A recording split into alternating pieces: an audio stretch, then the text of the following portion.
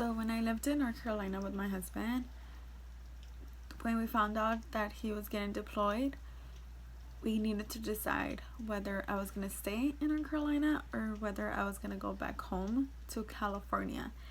And there were like many things we needed to take in consideration. And there was an article I actually found. I was like Googling what other people thought about it, what they were doing in this situation. And some of them were helpful. Some of them were not. And I just thought I would share my experience with making this decision and the things that we took into consideration. And before we get started, I just want to make a note that everybody's journey when it comes to this is different. Everybody's reason to stay or reason to leave is different, and our families are all different. Yes, we're all military spouses, but we're not all alike in our family. You'll understand what I mean as we get into the video. So there was this website I found, and it's militaryOneSource.mil, and it says consider the following to reach your decision, and I will tell you guys if that's something that we consider or not. So the first thing is your children. So it says your children's routines and schedule should be a factor in deciding whether or not to move. So in my situation, we don't have kids, so that was not something that we really considered when it came to whether I should stay or I should go. Second is your ties to the community. So a support system is key to helping you through the potential challenges during a deployment. If you already have a strong support network through your community or family ties, take that into consideration as you decide where to go. So for me, I had no ties, community ties to North Carolina. The only thing keeping me in North Carolina was my husband, and my husband was getting deployed for 9 months to Afghanistan. So in that sense, there was absolutely nothing else tying me down to North Carolina once he left. I didn't have friends in North Carolina. I didn't have a job in North Carolina. There was nobody I talked to in North Carolina other than my husband. Everybody that I had ties to was back in California. So for me, it was really easy to decide that once he got deployed, I was moving back to California. But we still talked about it just because he wasn't so sure about whether I should stay in North Carolina or go back to California. But community ties wise, everybody was in California. And then we have living arrangements. If you plan to move in with your parents or other relatives, discuss the arrangements. You may have good intentions, but sharing a bathroom or having extra cooks in the kitchen can bring on some unexpected challenges. So when it comes to this, in North Carolina, it was just my husband and I, and we had one bedroom that both of us share, so it was only 2 people in a bathroom, and the kitchen was pretty big, and I was the only one that would cook. My husband would cook once in a blue moon, but for the most part, it was this good sized kitchen just for me. Moving back to back to California, that was not something that I really thought about, like, oh, I'm gonna go back to having to share this bathroom with like 7 other people and having this small kitchen and just having a room to myself instead of like a whole apartment with my husband. I wasn't really thinking about that. For me, it was like, oh, I get to go back to a full apartment instead of an empty apartment where I'm by myself a lot. So once again, it made more sense for me to go to California so I wouldn't be alone. Finances. Factor in financial aspects of the move. It is expensive to move your family twice. Once when you leave, and again when you move back to the installation after the deployment. Starting your processions also costs money.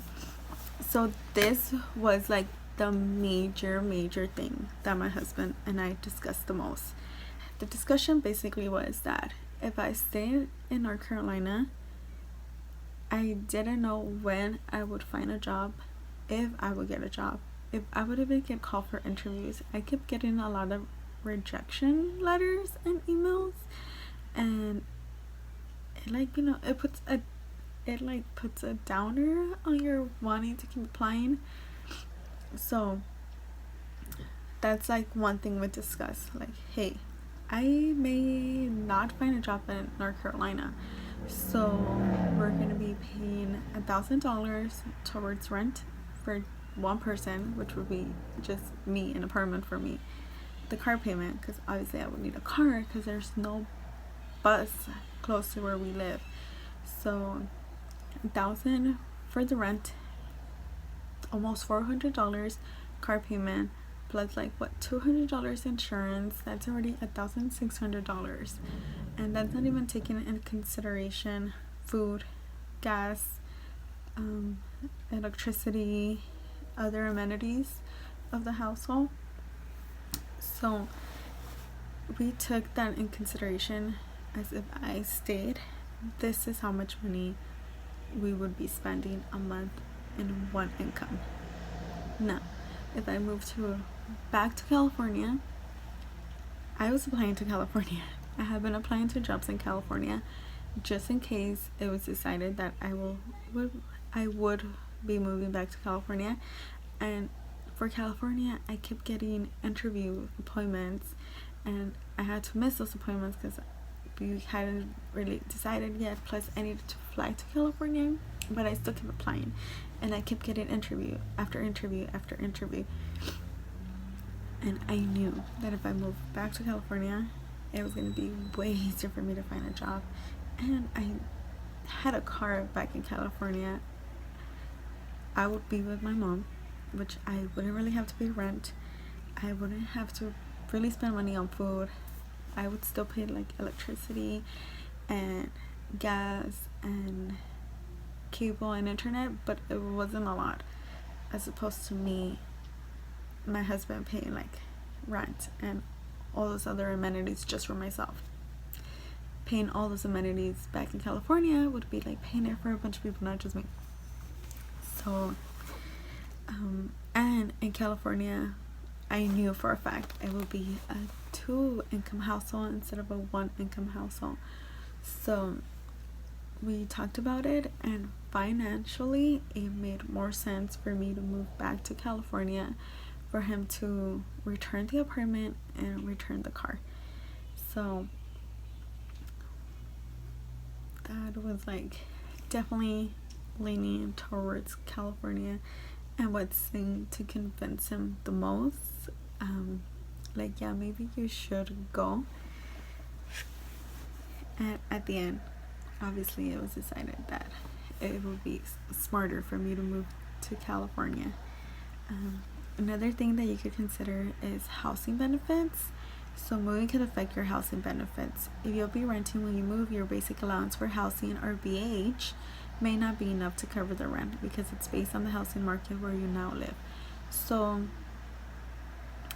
BH didn't really benefit, or it didn't really benefit me in California because I was working and I was making my own money, so I was just paying my mom rent with that, and I was good. So housing benefits is not something that I had to take in consideration, something that we needed to take in consideration. But like I said, for you, it may be different. That may actually benefit you, and if you move, it may actually affect you. Said I was moving in with family, so it didn't really affect me. And then special medical treatment or services for an exceptional family member. Once again, there's only 2 people to consider. There's technically only 1 person to take in consideration, and that was me. There luckily didn't need any special medical treatments. So those are the 5 things that they're saying to take into consideration. And the one thing, like I said, that we took into consideration was our finances. Would it benefit us financially, or would it hurt us? And it was super obvious that it would hurt us if I stayed in North Carolina as opposed to going to California and working. And then the second biggest thing for me was that I was going to be in North Carolina by myself, or like I mentioned before, I didn't have any friends, I didn't know anybody. It's not like I had like other military wife friends that I could be like, hey, but our husbands are getting deployed, we could like help each other. I didn't have that support system in North Carolina, so I would have literally been by myself unless I got like a job, like I actually found a job. So it was really easy for me to decide to move to California. Once he deployed, I was like, yeah, definitely move to California. I thought I would talk about really quick about why I decided not to move back to North Carolina once my husband got back. So my husband was deployed from April till December 31st or 30th, something like that, and he went to North Carolina in January. He was in North Carolina. Well, once he arrived, he stayed in North Carolina until like around January 26th, 25th, around like January 20 something. And then he came to California for vacation, and then he left back to North Carolina, but I stayed. I did not go back with him to North Carolina, and I have no plans on going back with him to North Carolina.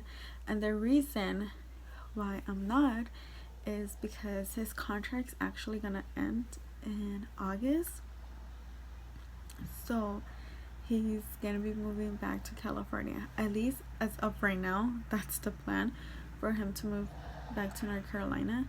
I mean, back to California. So it didn't make sense for me to like quit my job, move to North Carolina, and then come back to look for a job again in less than like 6 months. So as of right now, I'm still gonna stay at the job I have right now, and he's gonna be in North Carolina, and then when he comes back, we'll see what happens. It's sad for now. I hope this helped you guys, and I'll link the website below. And there's definitely like a bunch of websites and a bunch of articles that y'all can use. But that was all. So I'll see you guys next time. Bye.